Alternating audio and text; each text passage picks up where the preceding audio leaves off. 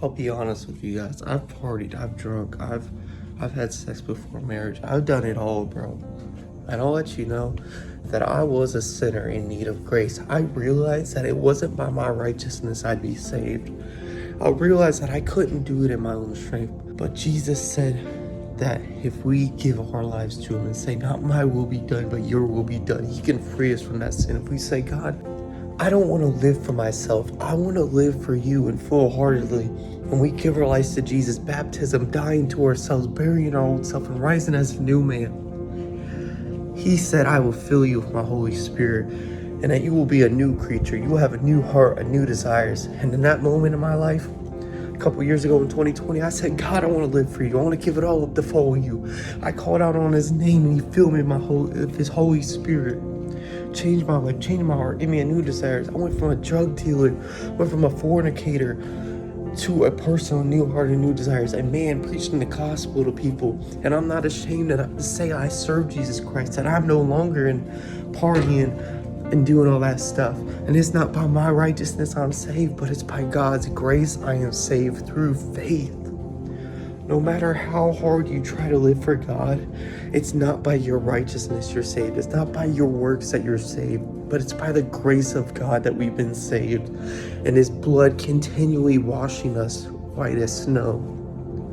So remember, when you're discouraged in life and it seems like that you're going through so much temptation and trials in life, that God, he's there for you. He said, I would never leave nor forsake you, that I will continue to wash you in my blood.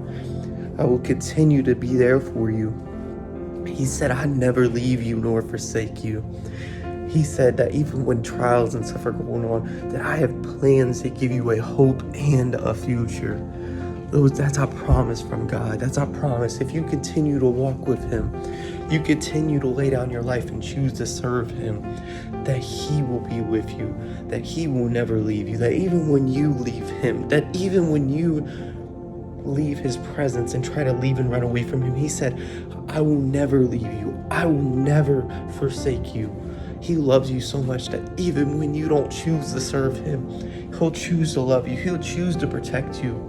I remember times in my life where I was so stubborn and so prideful. I had a gun to my chest for an ounce of weed. And I was so stubborn that I didn't want to give that up. And I should have died in that moment. That guy had a Smith & Wesson to my chest. But there was a grace on me. It was the grace of God. It was the hand of God on my life, protecting me. And I would not be here today if it wasn't for the love of God, if it wasn't for the grace of God, the goodness of God, because I was a sinner. I was a prideful man. But God said that I love you and I will never leave you nor forsake you. And so I don't know where you're going through in life. I don't know what trials and tribulations you are facing, but God said that I am with you, even through the valleys, even through the hills and mountaintops. I am with you. So don't be discouraged, because God is with you through the thick and thin, through it all.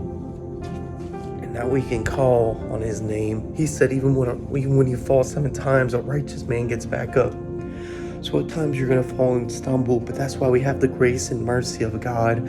He says, my mercies are new every day. So always remember that, even when it seems like it's hard, even when it seems like you can't go no further, let him be your strength. Let him be your rock and your chief cornerstone. Because on that rock, on that chief cornerstone, you will not be moved. But you need to be planted on the foundation of God. You need to be planted on the foundation of Jesus Christ. Because if you're planted on your own foundation, in your own strength, in your own way of living, and in your own righteousness, you will stumble and you will fall when the trials, when the waves and winds of the sea come. It will knock you down. But if you're on that firm foundation, that strong rock which cannot be moved, when trials and tribulations come and you rely on the strength of God, you will not be moved. And you will be tested. It will feel like a battle. It will feel like waves are crashing against you. But you will not be moved if you rely on Jesus Christ. I've been there myself recently. I know I'm walking through a breakthrough. I know I'm like the children of Israel when they're walking through Egypt and they're leaving Egypt and they're going to the promised land.